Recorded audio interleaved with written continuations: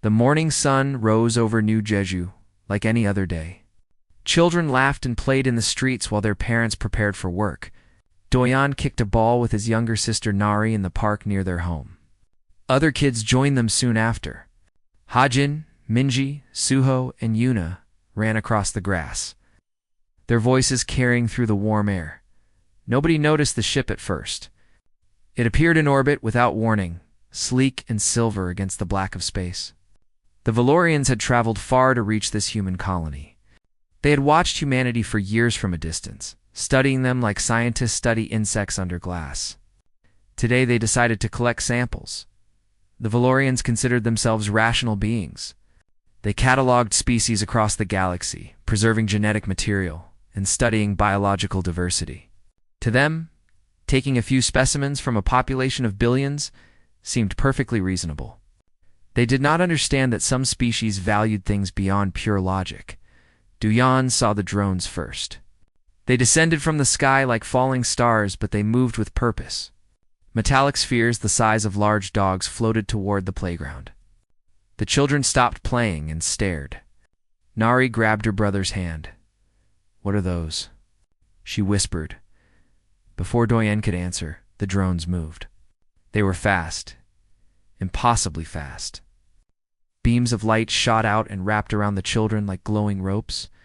Doyen tried to run, pulling Nari with him, but the light caught them both. He felt his feet leave the ground. Around him, other children screamed as they rose into the air. Parents emerged from nearby buildings at the sound of screaming. Giwan ran from her office when she heard the commotion. She was a former military officer, trained for combat, but nothing had prepared her for the sight of her children floating upward in beams of alien light. She sprinted forward, reaching desperately for Nara's outstretched hand. Her fingers missed by inches. "No." Giwan screamed. "Give them back." Hunwoo, her husband, arrived seconds later. He worked as the colony's defense coordinator. But their defenses were meant for pirates and smugglers, not sophisticated alien kidnappers. He grabbed Giwan as she tried to jump for the children, knowing it was hopeless. Together they watched as 23 children were pulled up into the waiting drones, which then shot skyward toward the silver ship. The entire abduction took less than 3 minutes. Hoon ran to the defense center while Jawan organized other parents. Within minutes, alarms blared across the colony. The silver ship still hung in orbit, making no attempt to hide or flee. Hyunwoo sent emergency signals on every frequency humanity used. He broadcast distress calls to Earth, to nearby colonies, to any ship that might be listening.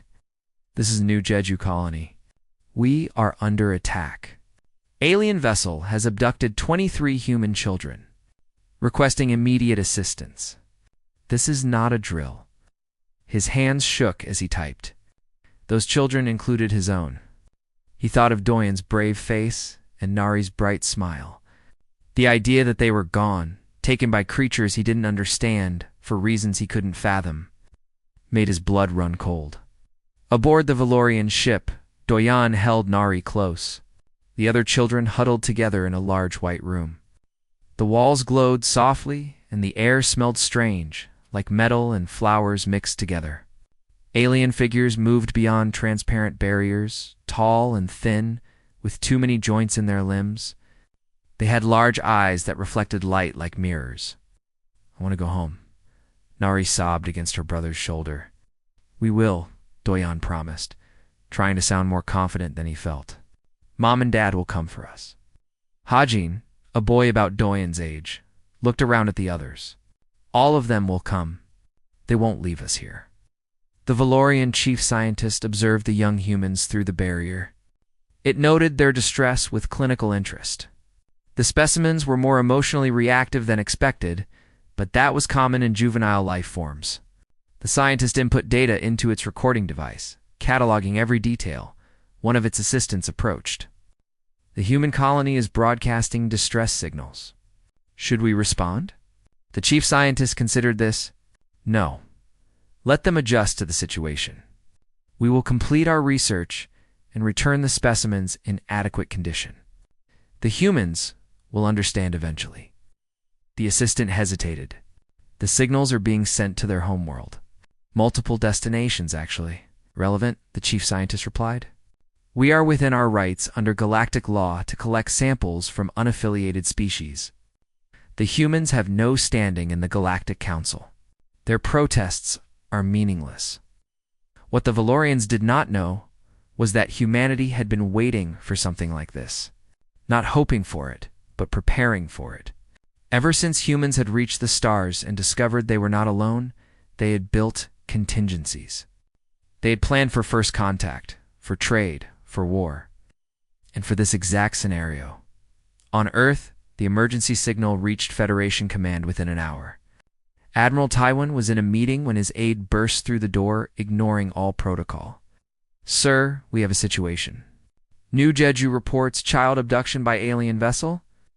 The room went silent. Every person present understood the significance. This was not a random attack or a misunderstanding. Someone had taken human children. Taiwan stood slowly. Get me the Federation Council now, and activate Protocol Guardian. His aide's eyes widened. Sir, Protocol Guardian requires full authorization from I don't care what it requires? Taiwan's voice was ice. Children have been taken. Get everyone on the line, or I'll start mobilizing on my own authority. Within the hour, every human government received the same information. The Federation Council convened an emergency session. News spread through human space like wildfire. On ships, in stations, across colonies and cities on Earth itself, people heard the same story. Aliens had taken human children. The reaction was immediate and universal. Fury, Ambassador. Soman sat in her office at the Galactic Council headquarters when the news arrived. She read the report 3 times, making sure she understood correctly. 23 children. Taken for scientific study? The abductors showed no remorse, considered it their right under galactic law. She stood and walked to the main council chamber. Other ambassadors were already gathering for routine business. They chatted casually, discussing trade agreements and border disputes. None of them knew what was about to happen. Soman stepped to the central speaking platform without waiting to be recognized. The chamber fell quiet at her breach of protocol. I have an announcement, she said, her voice carrying through the vast space. Yesterday, an alien vessel entered human territory and abducted 23 of our children. The perpetrators are the Valorian Collective. Murmurs spread through the chamber. The Valorian representative stood, preparing to defend the action. Salman continued before it could speak. You have 7 days to return every child, unharmed, to their families. If you fail to comply, humanity will consider this an act of war. We will respond with every resource at our disposal. The Valorian representative made a dismissive gesture. This is an overreaction to a simple scientific collection. The specimens will be returned when they are not specimens. Summon's voice cut through the chamber like a blade. They are children. You have 7 days.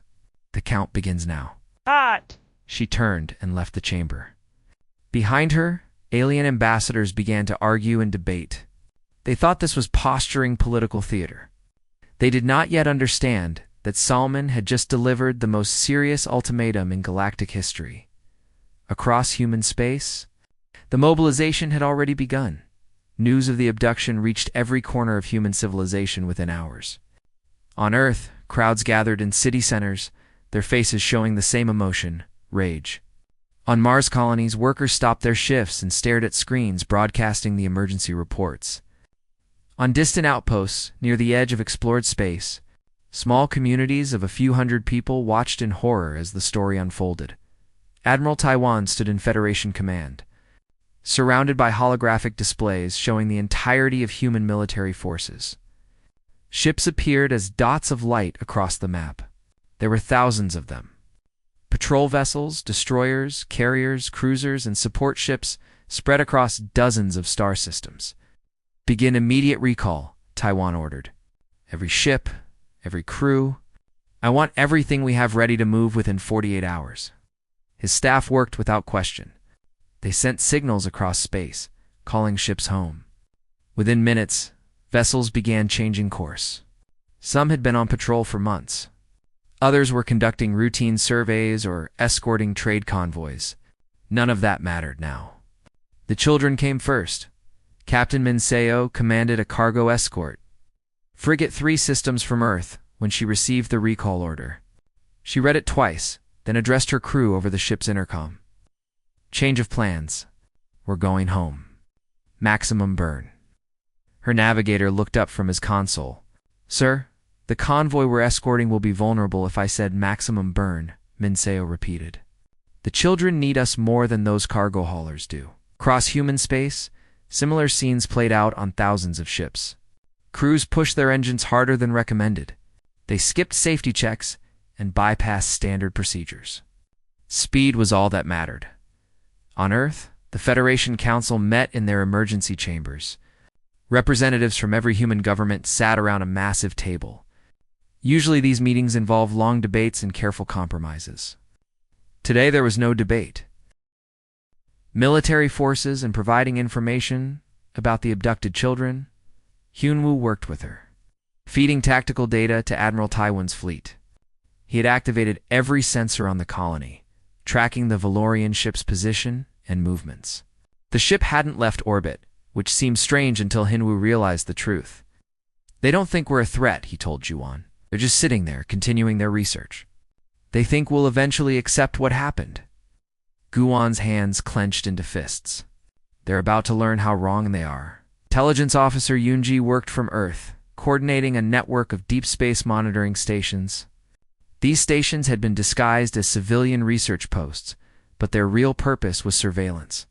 Humans had been watching their neighbors since the day they joined galactic civilization. Now that network activated fully. Every station focused on tracking the Valorian ship and mapping potential escape routes. Youngji fed this information to Admiral Taiwan, who used it to position his forces. We're boxing them in, Youngji explained to her team. Every jump point, every route they might use. We'll have ships waiting. The Valorians finally sent a message to the Galactic Council, requesting intervention. They explained that they had broken no laws. They had collected samples from an unaffiliated species for scientific purposes, which was permitted under existing regulations. The Council debated this point for hours. Technically, the Valorians were correct. Humanity had not formally joined the Galactic Council, which meant they weren't protected by its laws. Ambassador Salmon listened to this debate with growing contempt. Finally, she stood. You're arguing about laws and regulations while children are imprisoned. Let me make something clear. We don't need your permission to protect our own. We don't need council approval to rescue our children. Your laws mean nothing to us if they can't protect the innocent. She paused, letting her words sink in. The Valorians have 6 days remaining. After that, anyone who stands between us and our children will be treated as an enemy. The council erupted in arguments. Some species supported humanity's position. Others worried about setting dangerous precedents. A few suggested humanity was being irrational and emotional. They were right about that last part. Humanity was being emotional, but they were about to learn that human emotions, when focused, could move mountains or burn galaxies. Admiral Taiwan's fleet had grown to over 3,000 ships. It was the largest military force humanity had ever assembled, and it was still growing. The 7-day countdown continued.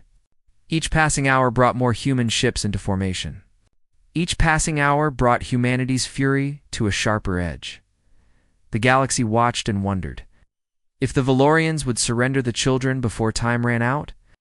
Deep down, many species hoped they would, because nobody really wanted to see what would happen if humanity's patience expired. The Valorian ship finally moved on the 4th day. It left New Jeju's orbit and jumped to hyperspace, heading deeper into unclaimed territory. The Valorians believed they could simply leave, complete their research elsewhere, and return the children when convenient. They were wrong, intelligence officer. Yoonji tracked the ship's trajectory from her station on Earth. Human monitoring posts, scattered across space, picked up the hyperspace signature and calculated the destination. Within minutes, she had the Valorians' course plotted. They're heading for the outer reach, she reported to Admiral Taiwan. Uninhabited systems, lots of places to hide. Taiwan studied the star charts. Send the coordinates to all fleet commanders. I want ships at every possible exit point. They're not getting away. The human fleet split into multiple groups, each racing to intercept the Valorians. Ships pushed their engines beyond safety limits, cutting days off their travel time. Crews worked in shifts, some sleeping while others monitored systems that screamed warnings about overheating reactors and stressed hull plates. Captain Minseo commanded her frigate through hyperspace, watching her engine readouts creep into the red zone. Her chief engineer kept sending her worried messages, but she ignored them.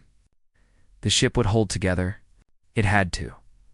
On the Valorian research vessel, Doyan kept the other children as calm as he could. They had been aboard for 4 days now. The aliens fed them strange but edible food and kept them in the large white room. Sometimes the Valorians would take one child out for examination, then return them a few hours later. Nari stayed close to her brother. "When are they coming for us?"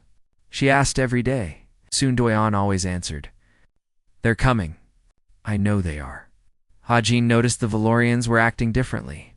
They moved faster, with what looked like nervousness.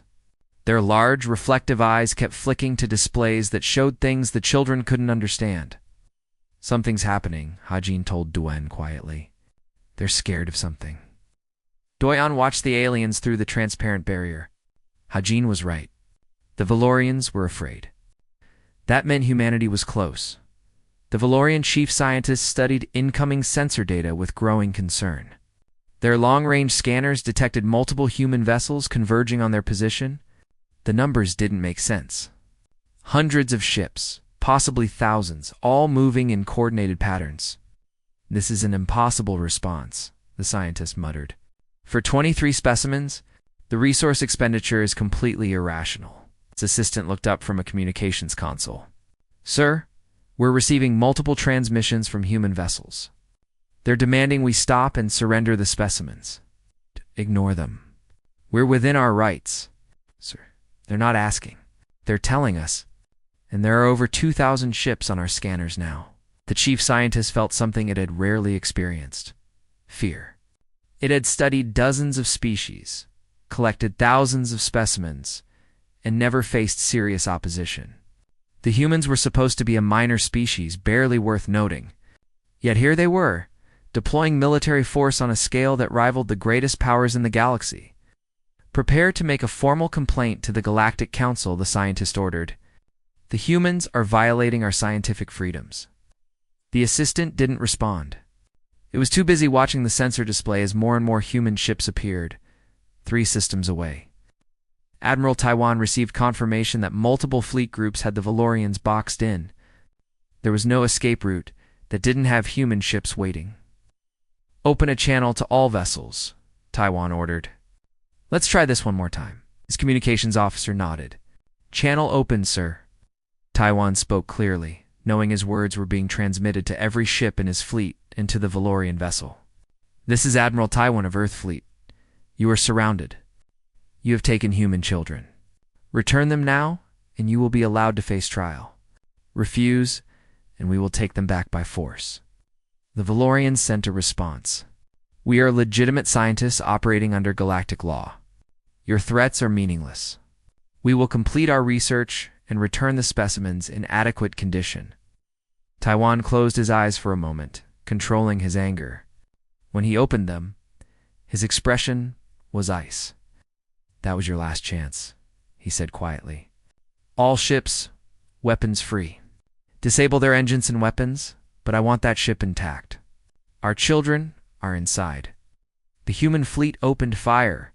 The Valorian shields flickered to life as hundreds of targeted shots hit them from multiple angles. Human weapons were primitive compared to some galactic technology, but what they lacked in sophistication, they made up for in volume. The sheer number of ships firing overwhelmed the Valorian shields within minutes. Precision shots struck the Valorian vessel's engine pods. Explosions blossomed in space as their propulsion systems went offline. More shots hit their weapon batteries, destroying them before the Valorians could even think to return fire. The entire engagement lasted 7 minutes. The Valorian ship drifted in space, disabled but intact, surrounded by an overwhelming human force. Inside the ship, the children felt the impacts. The room shook, and lights flickered. Some of the younger kids screamed. Doyan held Nari tight, shielding her body with his own. "It's okay," he told her, even as explosions echoed through the hull. "That's our people. They came for us." The Valorians scrambled to respond to the attack. Their chief scientist stood frozen, unable to process what had happened. They had been completely destroyed in minutes. Not killed, but neutralized so thoroughly that they had no options left. "Open a channel to the human fleet," the scientist ordered shakily. "Prepare to negotiate." The assistant looked at its superior with something like pity. "Sir, I don't think they're here to negotiate." Taiwan's fleet surrounded the disabled Valorian ship in a perfect sphere. Thousands of weapons stayed locked on target. The admiral sat in his command chair, waiting for the Valorians to respond. When their message came, it was nothing like he expected. "We are willing to negotiate the return of half the specimens in exchange for safe passage." Silence fell across the fleet's command channel. Officers looked at each other in disbelief.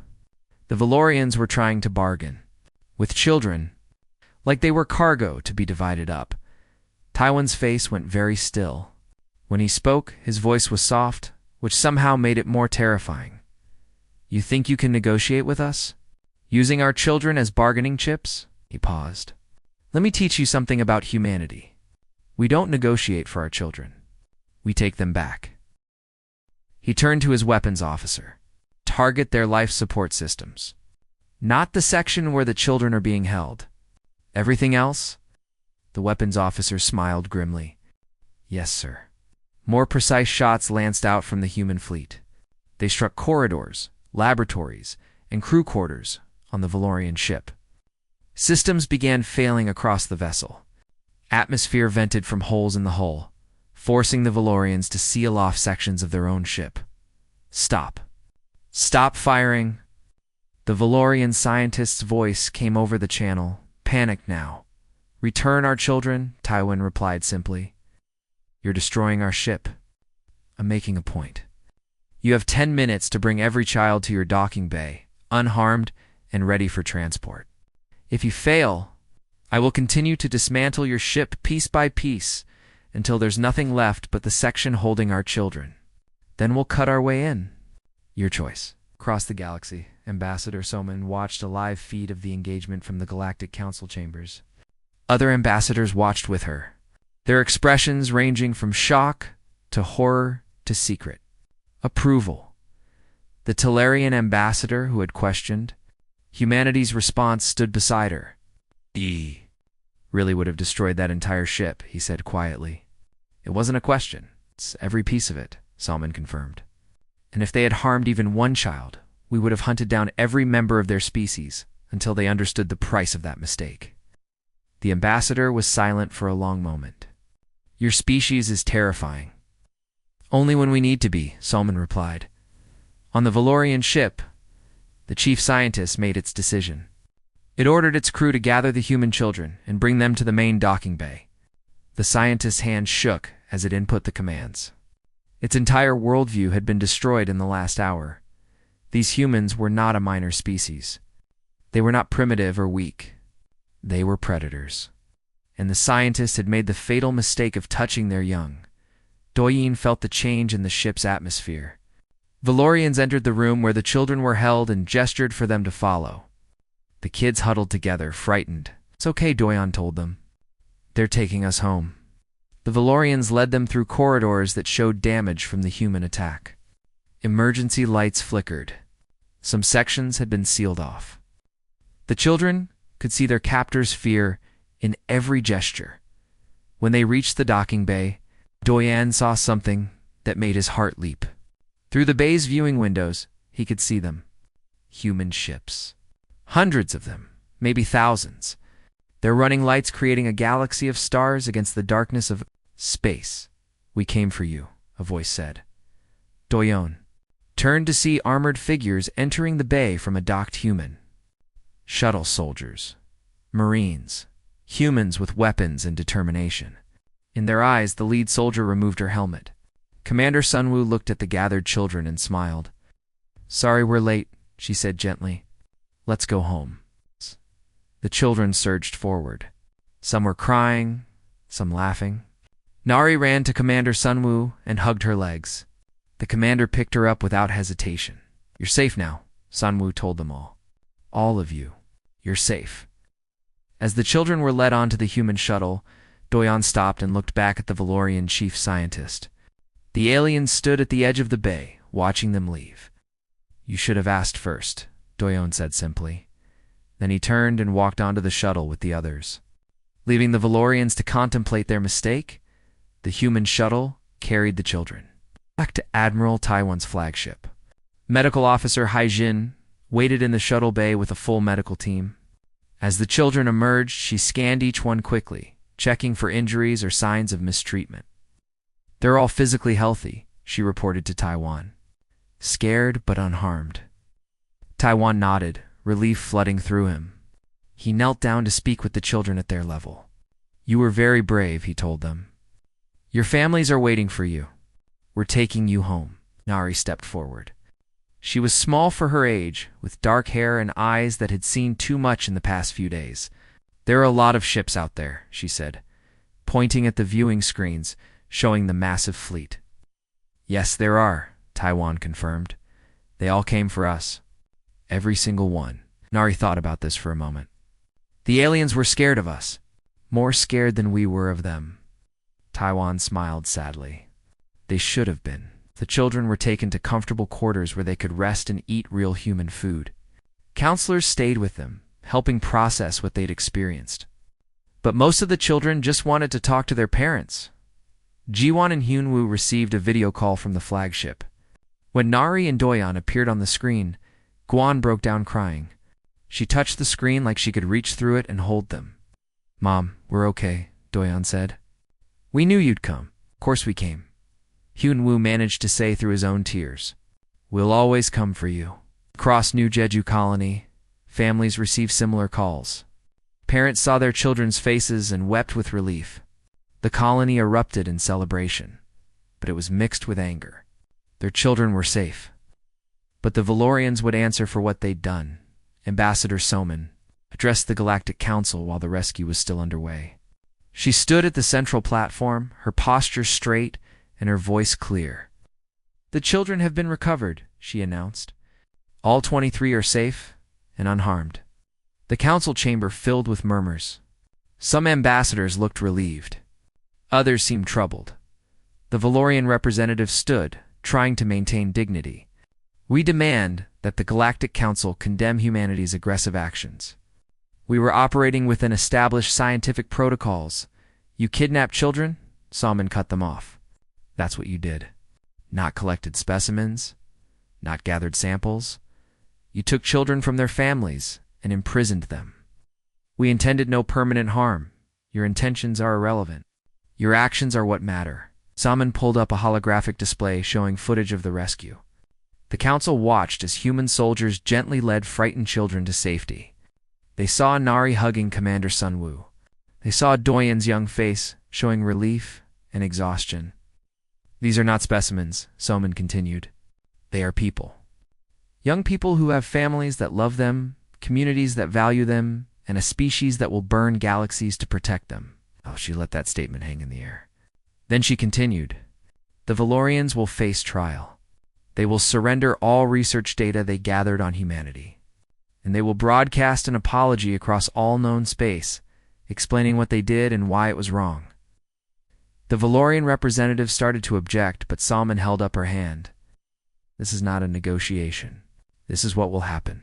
Because the alternative is that humanity comes back and finishes what we started. And next time, we won't be so gentle."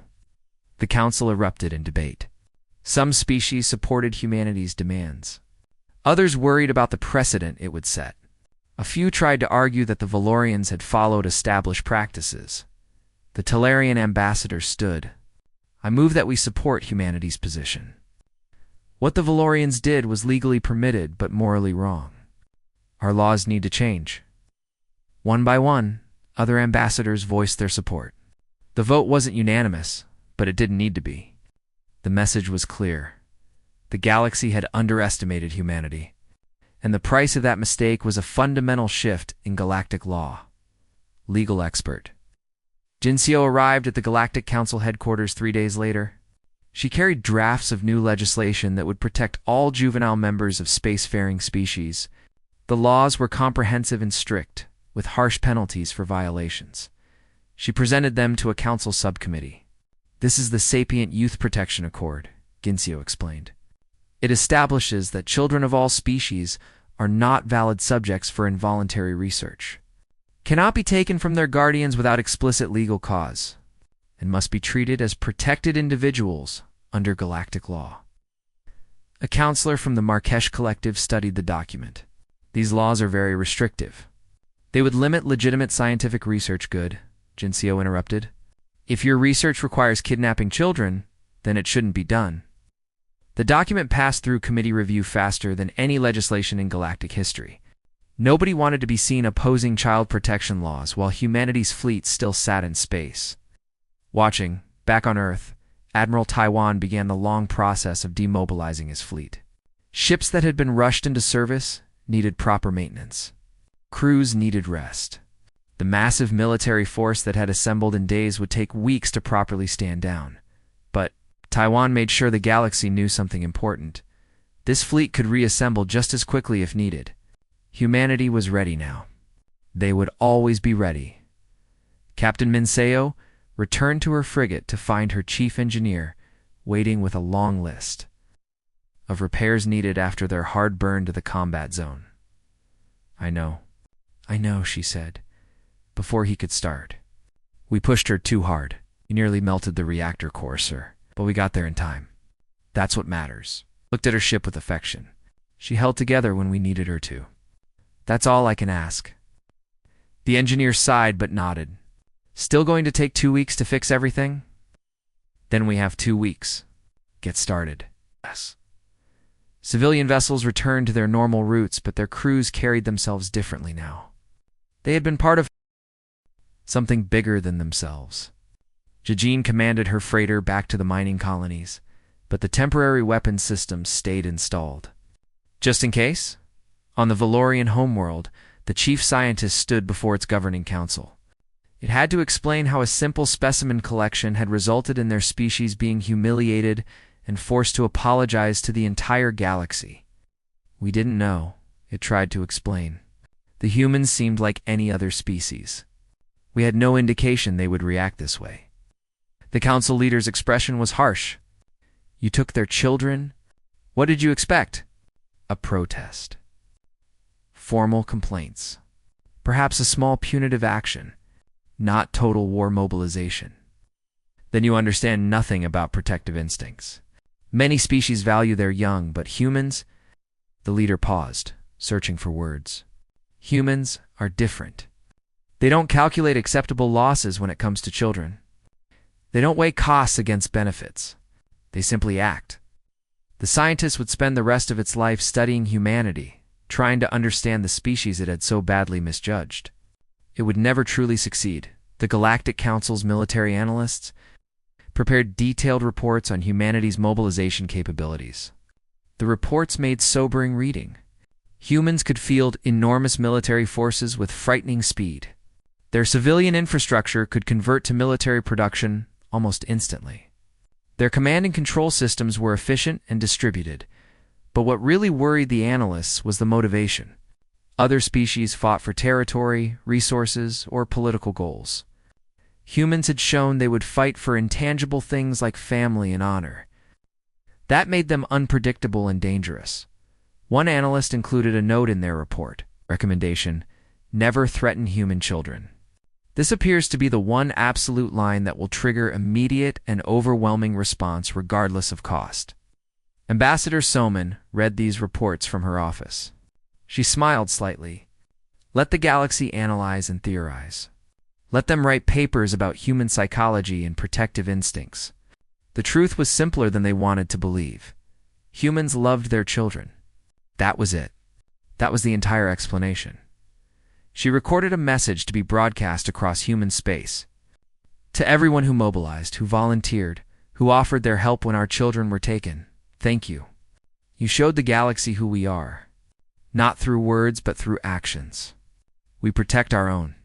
We always have, and we always will. The message played in bars and homes, on ships and stations. People listened and nodded. They didn't need thanks. They'd done what anyone would do.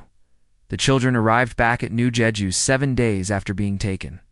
The entire colony gathered at the spaceport to welcome them home. Jawan pushed through the crowd when she saw Nari and Duwan emerge from the transport ship. She grabbed them both and held them so tight they complained they couldn't breathe. "Don't ever scare me like that again," she whispered fiercely. "We won't." Mom Doyan promised. Hyeon Woo joined them, wrapping his arms around all three. Around them, other families reunited. There were tears and laughter and relief so profound it was almost painful. Hajin's parents held him. While he told them about staying brave in the alien ship, Minji's father picked her up and spun her around despite her protests that she was too old for that. Suho and Yuna reunited with siblings who had been terrified they'd never see them again. The colony held a ceremony that evening. Counselor Isiel spoke about community and resilience. She talked about how the galaxy had learned something important about humanity. "They thought we were just another species," Isiel said. "They didn't understand that we're a family, all of us. And you don't mess with our family." The crowd cheered. It wasn't a war cry. It was affirmation. A statement of truth that the entire galaxy had just learned the hard way. That night, Nari couldn't sleep. She stood at her bedroom window, looking up at the stars. Doyen found her there and stood beside her. "What are you thinking about?" he asked. "All those ships," Nari said quietly. "All those people who came for us. I didn't know that many people cared." "That's what being human means," Doyan told her. "We care, sometimes too much. But I think that's okay." Nari smiled and took her brother's hand. Somewhere up in those stars, the galaxy was rewriting its laws and reassessing its understanding of humanity. But down here, in this small colony on the edge of space, 2 children were just happy to be home. 3 months after the rescue, the Galactic Council formally adopted the Sapient Youth Protection Accord. The ceremony was broadcast across known space. Ambassador Salmon stood at the signing platform alongside representatives from 47 different species. Each one added their mark to the document that would protect children throughout the galaxy. The Valorian representative signed last, his hand shaking slightly. The entire Valorian collective had been humiliated by the incident, but they learned from it. Their scientific protocols now included strict ethical guidelines about working with any species. Young legal expert Jin Seo watched the signing with satisfaction. Her law, born from tragedy, would prevent other children from experiencing what Doyan and Nari had gone through. But she knew the real enforcement wouldn't come from galactic courts or council resolutions. It would come from the implicit threat that humanity was watching. Admiral Tywon had made that clear in his testimony to the council. "We will enforce this accord," he said simply. "If any species harms children, any children, they will answer to us." Some council members had objected to humanity appointing itself as galactic police, but most were privately relieved. Nobody wanted to be the one to stop humans from protecting the innocent. On Earth, life returned to normal, but nothing was quite the same. The mobilization had revealed humanity's true strength to the galaxy, and it had revealed something to humans themselves. They were no longer the newcomers, the minor species trying to find their place among the stars. They were a power, and they had announced themselves in the most dramatic way possible. Captain Minseo commanded her frigate on routine patrol near the edge of human space. Her ship had been fully repaired, and her crew had returned to their regular duties. But she noticed something different. When her ship passed through neutral space, other vessels gave them a wide berth. Aliens who once ignored human ships now monitored them carefully. "They're afraid of us," her navigator observed. Respectful Minseo corrected. "There's a difference, is there?" Minseo considered this. Fear is what you feel for something you don't understand. Respect is what you feel for something you understand too well. Trade routes around human territories saw increased traffic. Merchants preferred to go around human space rather than through it. Not because humans were hostile, but because the shortcuts weren't worth the risk of making a mistake and triggering another crisis. A popular saying emerged in the trading ports and space stations across the galaxy. Pilots would tell new crews, "Trade with humans, they're honest. Work with humans, they're reliable. But never, ever mess with their kids." The saying spread in dozens of languages across hundreds of worlds. It became wisdom that every spacefarer learned early in their career. On New Jeju, the colony erected a memorial in the central square. It wasn't what people expected. Instead of honoring those who fought or celebrating the rescue, it showed 23 children holding hands in a circle. The inscription read simply, "Protected by all of us." Counselor Isil explained the choice to visiting journalists. "We don't want to glorify war or violence. We want to remember why we fought. We fought because these children matter. Every child matters." That's the message. The memorial became a gathering place. Parents brought their children there and told them the story of what happened. Teachers used it as a starting point for lessons about community and responsibility. It wasn't a monument to human strength. It was a reminder of human values. Duyan and Nari visited the memorial often. They had become minor celebrities, though they didn't particularly enjoy the attention. Other kids at school treated them differently now, like they were somehow special or fragile. "I just want things to be normal," Nari complained to her brother one afternoon. "They will be," Doyon assured her. "Eventually. People just need time to forget." But the galaxy wouldn't forget. That was the point. The Galactic Council's research division began a comprehensive study of human culture, trying to understand what made humans different from other species. Teams of researchers studied human history, literature, and social structures. What they found both fascinated and disturbed them. Humans formed emotional bonds that overrode logical decision-making. They valued individuals over collective good. They told stories about heroes who sacrificed everything for people they loved. Their entire culture was built around the idea that some things mattered more than survival. One researcher, a being from the analytical Corvin species, spent a year studying human family structures. It presented its findings to the Council in a detailed report. Humans invest enormous resources in their offspring, the report stated. They protect their young far beyond the point of biological independence. They form multi-generational family units that support each other without expectation of return. They will sacrifice their own well-being for the sake of their children without hesitation. The Council members read the report with varying degrees of understanding. Some species had similar traits, but none as pronounced as humans. The report's conclusion was stark. Humans should be considered extremely dangerous when their family units are threatened. Previous assumptions about human military capabilities were based on rational cost-benefit analysis. This was an error. Humans do not calculate costs when protecting their young. They simply act. Ambassador Soman read the report and laughed. They had spent a year and countless resources to discover what any human could have told them in 5 minutes. But let them have their research.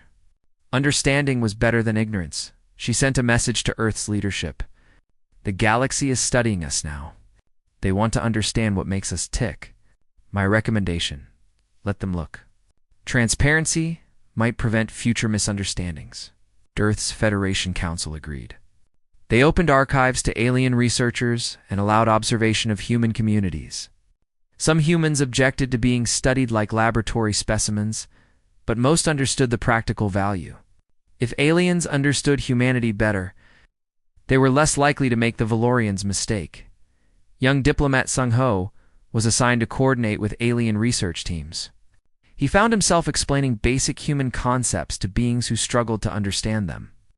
"Why do you have laws protecting children more than adults?" a Marrakesh researcher asked him.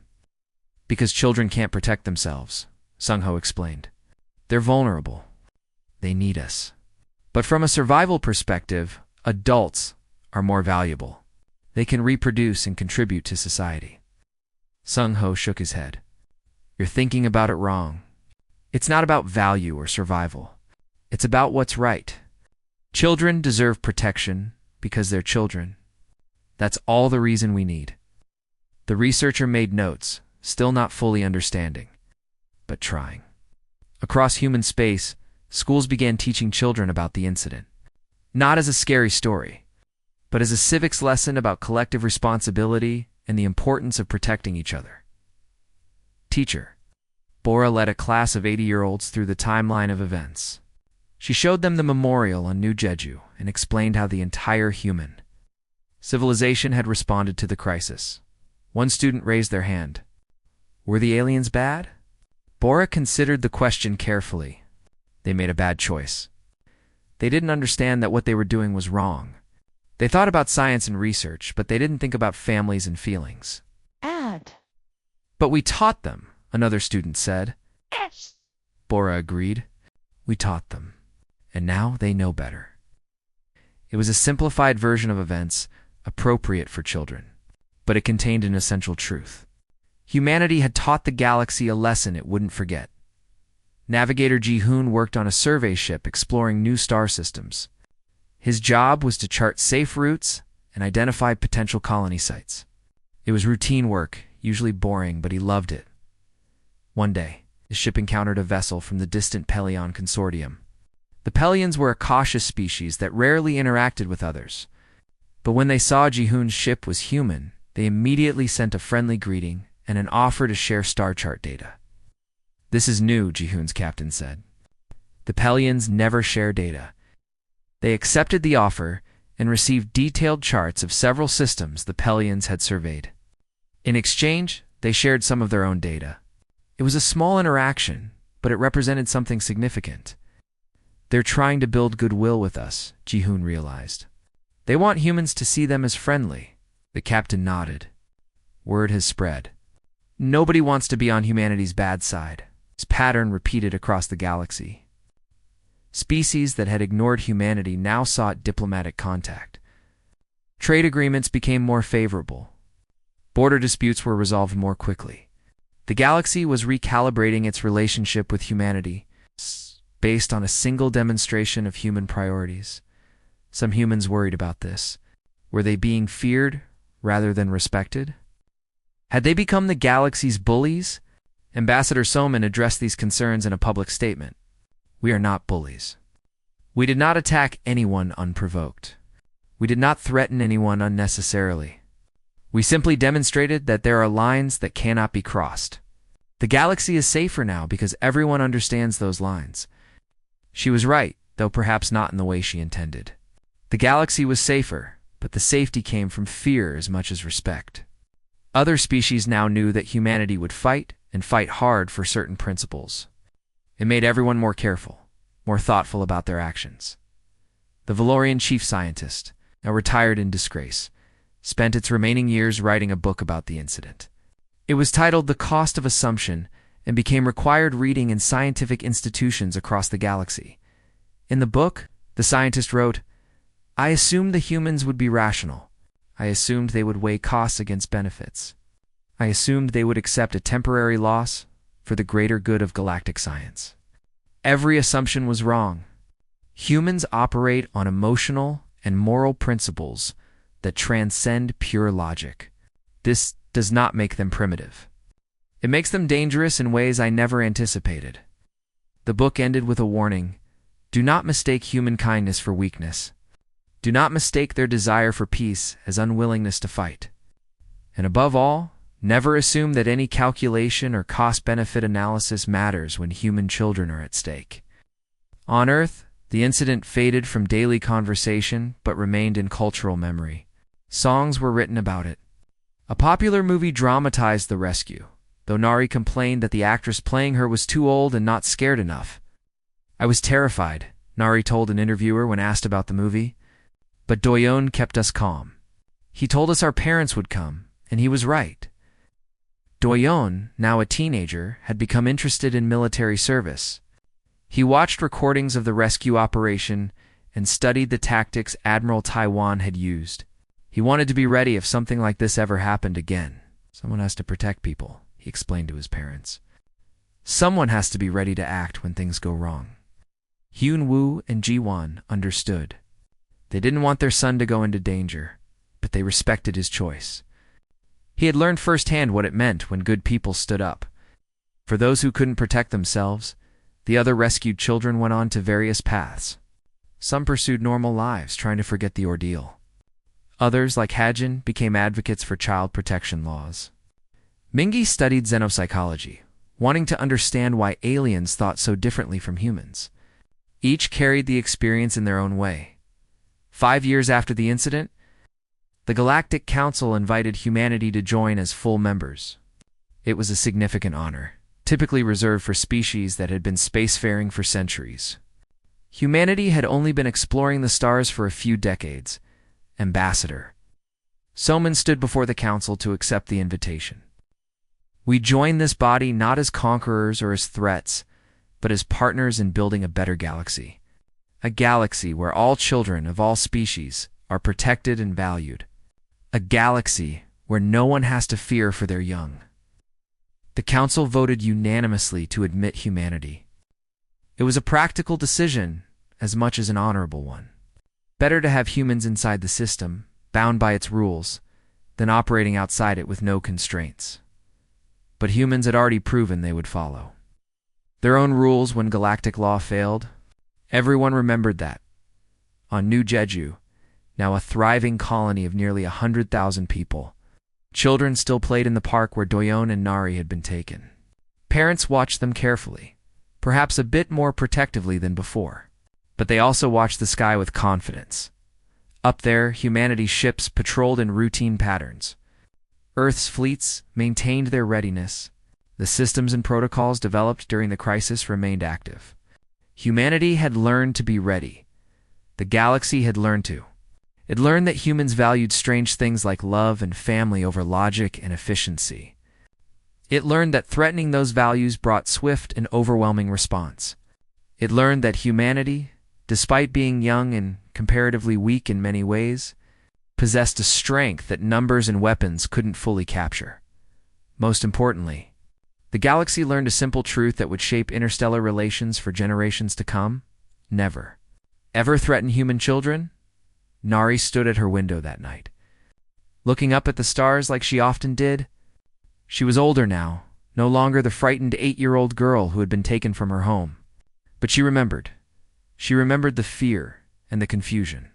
She remembered Doyen's steady presence and his promise that they would be rescued. She remembered the moment Commander Sunwoo had appeared in that alien ship, proof that humanity kept its promises. Most of all, she remembered the view from the Valorian ship's docking bay. Thousands of human vessels, lights blazing against the darkness, surrounding them completely. An entire civilization mobilized for 23 children. We matter, she whispered to the stars. All of us matter. Up in those stars, human ships continued their patrols.